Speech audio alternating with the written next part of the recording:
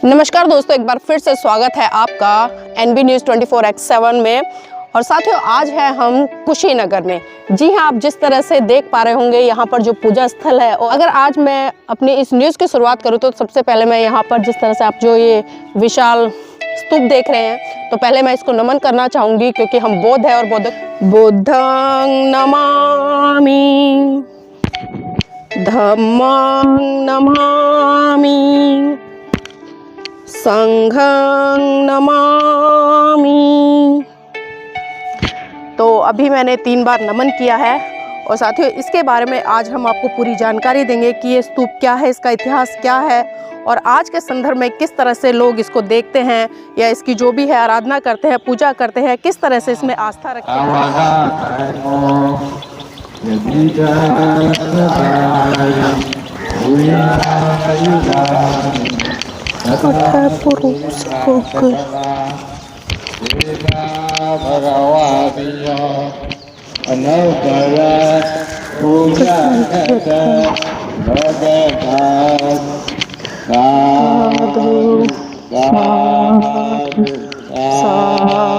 जो है किसी भी व्यक्ति किसी भी सिद्धांत में विश्वास ज़रूर लेकर आती है, लेकिन उस विश्वास की अगर पूरी जानकारी ना हो तो वही विश्वास अंधविश्वास बन जाता है, वही श्रद्धा अंधश्रद्धा बन जाती है। और जब उसका केवल और केवल एक औपचारिक रूप से जब प्रयास किया जाता है, पालन किया जाता है, तो वह अंधश्रद्धा, वह अंधविश्वास लोग के हित में ना होकर वह अहित करने लगती है, अकल्याण करने लगती है।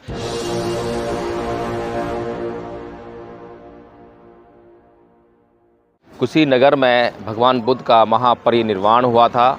यहीं पर भगवान बुद्ध ने अंतिम सांस ली थी।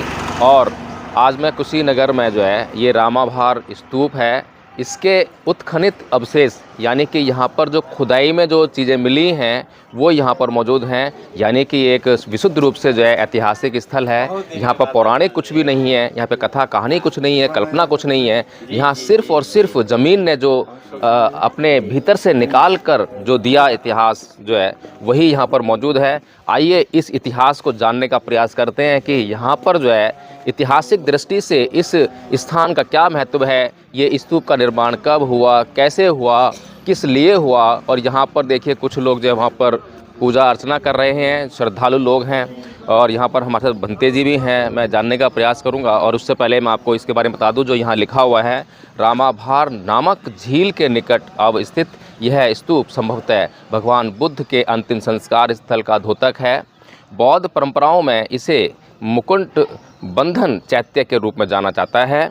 सन 1910 ईस्वी के उत्खनन से इसके गर्भ में दीवार के कोणों के अतिरिक्त परिधि पर वृत्ताकार स्तूप का आंशिक रूप से पता चला था, जिसका पूर्ण अनावरण सन 1956 ईस्वी में हुआ। इस विशाल स्तूप की मेधि का व्यास 34.14 मीटर है, जो कम से कम 2 उपानों से युक्त नींव के ऊपर निर्मित है। इस स्तूप के चारों ओर अनेक मनोती स्तूपों के अतिरिक्त कई अन्य भग्नावशेष हैं, जिनमें एक बड़े आयताकार कक्ष के अवशेष विशेष उल्लेखनीय हैं। यहाँ के उत्खनन से पर्याप्त संख्या में मिट्टी की मोहरें, अलंकृत ईंटें इत्यादि प्राप्त हुई हैं। तो कुल मिलाकर यही कहना है कि यहाँ पर जो कुछ भी प्राप्त हुआ है वह नितांत ऐतिहासिक है। और ASI ने जो यहाँ पे उत्खनन किया है वहाँ पर उसने इस बात को प्रमाणित किया है कि ये ऐतिहासिक है, पौराणिक नहीं है, काल्पनिक नहीं है।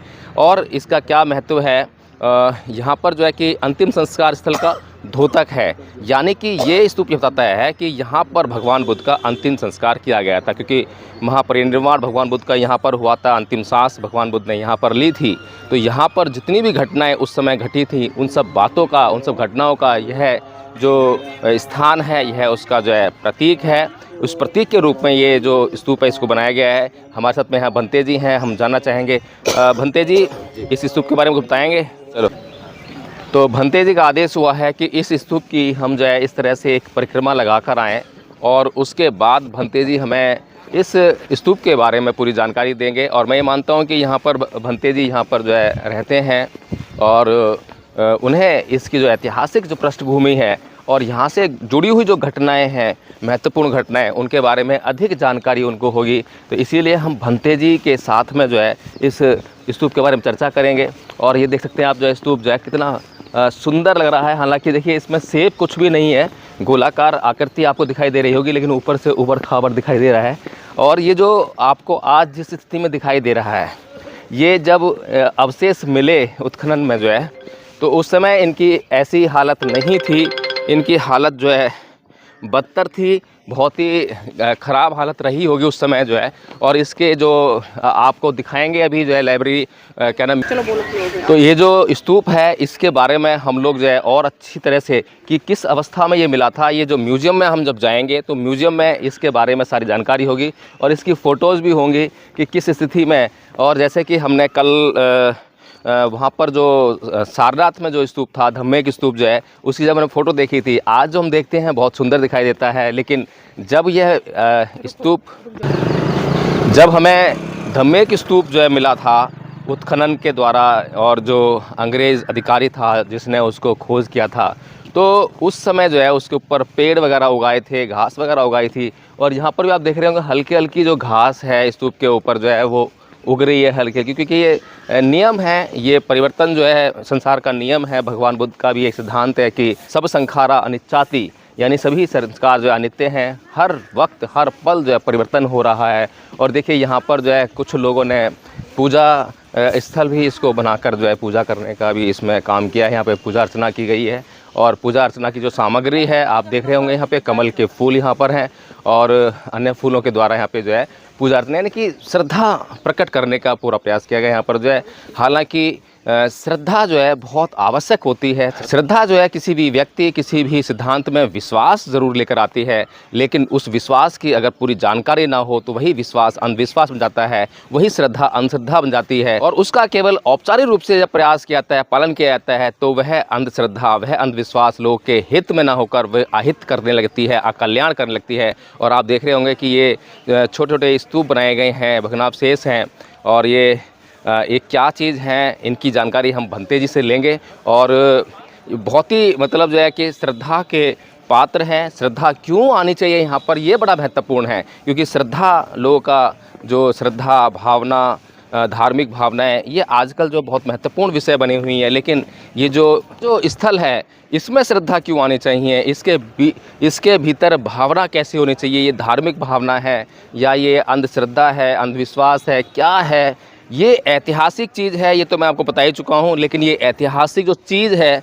इसका हमारे लिए बहुत महत्व है, ये संसार के लिए बहुत महत्व है, क्योंकि ये जो प्रतीक है कि हाँ भगवान बुद्ध इस संसार में हुए, इस भूमि पर आए, यहाँ पर उनका परिनिर्वाण हुआ। ये जो ऐतिहासिक जो दृष्टि से जो चीज़ें हैं ये बताती हैं कि हाँ भगवान बुद्ध ने इस संसार को वो सिद्धांत दिए जिस सिद्धांतों से जो है इस संसार का कल्याण हुआ। तो आइए हम भंते जी से अब मिलकर और भंते जी से ही जानना चाहेंगे कि इस स्तूप के बारे में और क्या घटनाएं हैं और क्या जानकारी है। तो मैं भंते जी जानना चाहूँगा कि, और देखिए यहाँ पर जो है कुछ पूजा अर्चना जो कि विभिन्न देशों में अलग अलग तरीके से जो पूजा अर्चना होती है, और यहाँ पर ये कौन से देश के लोग हैं इनसे हम अभी तो जान नहीं पाएंगे क्योंकि बीच में डिस्टर्ब करना ठीक नहीं है। लेकिन जो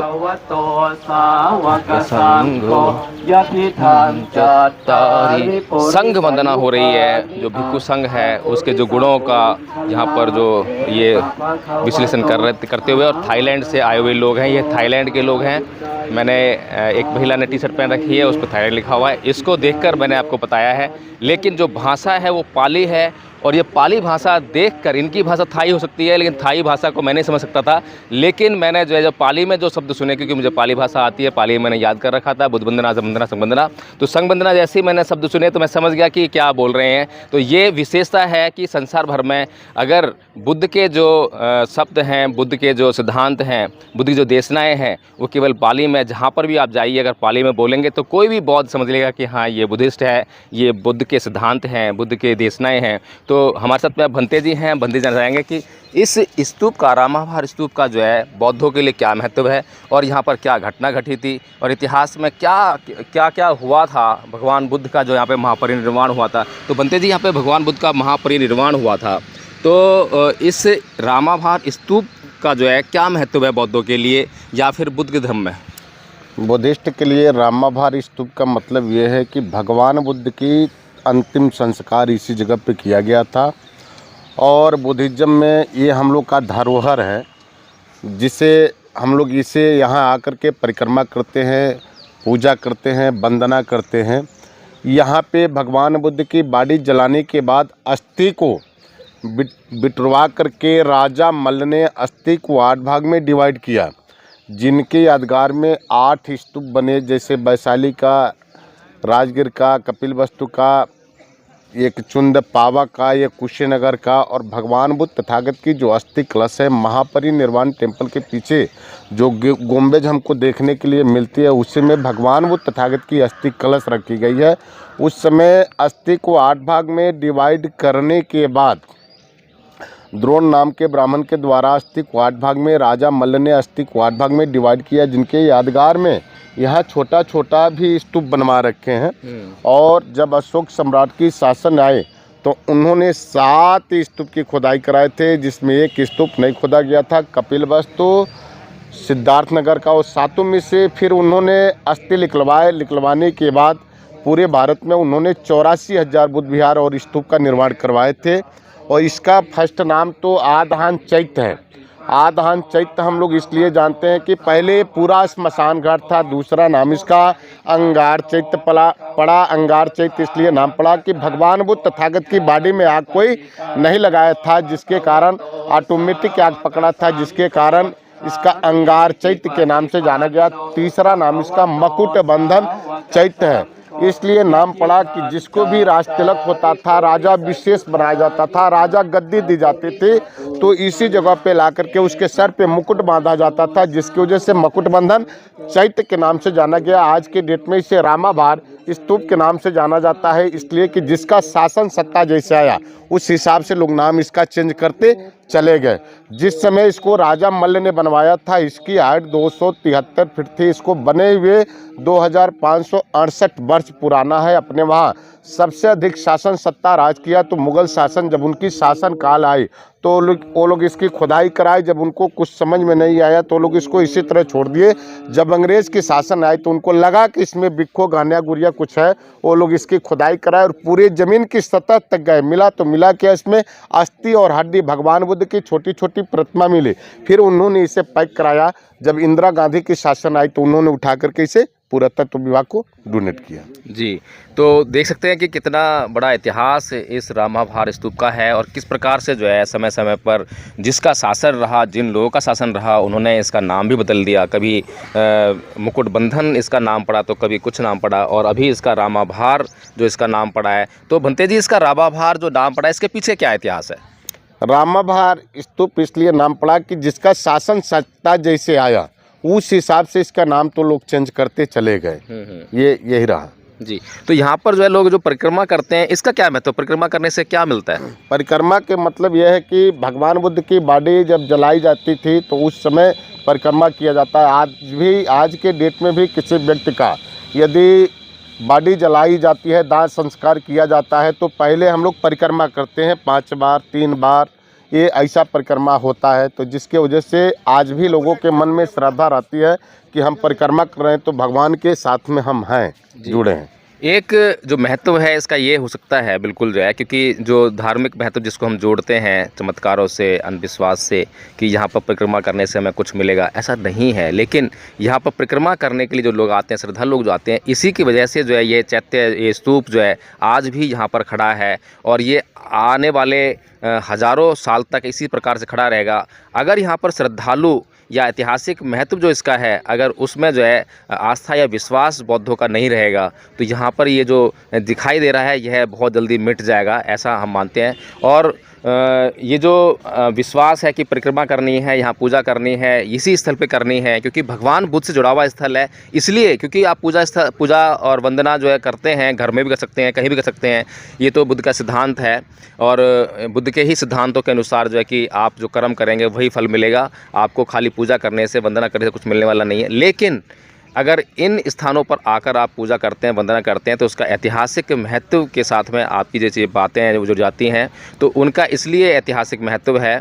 इसलिए हमें अपने ऐतिहासिक स्थलों को बचाने के लिए, उनको संरक्षित करने के लिए ये बहुत ज़रूरी है कि ऐसे स्थानों को जो है हम विज़िट करें और वहाँ पर जाकर जो है थोड़ा सा इस प्रकार का हम कार्यक्रम करें। और कुछ जो भगवान बुद्ध की जो देशनाएँ हैं, जैसे कि धम्मपद में बहुत सारी उन्होंने बातें कही हैं, उनको जो है हम यहाँ पर जो है लोगों को बताने का काम करें। जिस प्रकार से आप देखते होंगे कि आज जिस संस्कृति का प्रचार प्रसार हो रहा है, तो वे लोग जो हैं नदियों पर जाकर या ऐसे स्थानों पर जाकर बहुत बड़े कार्यक्रम आयोजित करते हैं और वहाँ के लोगों को, स्थानीय लोगों को इकट्ठा करते हैं, फिर उनको जो है वहाँ पर उसके बारे में बताने का काम करते हैं। इसी प्रकार से भगवान बुद्ध की शिक्षाएँ लुप्त हो रही हैं, भगवान बुद्ध के बारे में कुछ हम नहीं समझा पा रहे हैं। और यहीं पर स्थानीय लोगों के बारे अगर हमने चर्चा की थी, तो यहाँ पर जो स्थानीय लोग हैं आज बौद्ध नहीं है। और हमने चर्चा की तो हमने उनसे जानना चाहा, दुकानदारों जानना चाहा, तो दुकानदार बोलते हैं कि यहाँ पर भगवान बुद्ध की कृपा से जो है विदेशी लोग आते हैं और यहाँ पर जो लोग हैं, यहाँ पर जो होटल हैं, ढाबे हैं, वो सब जो है भगवान बुद्ध की कृपा से ही फल फूल रहे हैं। लेकिन उनमें से कोई बौद्ध नहीं है। भगवान बुद्ध की मूर्ति, भगवान बुद्ध तस्वीर वो इसलिए लगाते हैं ताकि उनका धंधा, उनका बिजनेस जो है फले फूले और वो कमाई कर सकें। तो ये तो वही बात हुई कि ये गद्दारी वाला मामला है कि खाते किसी का हैं और बजाते किसी का हैं।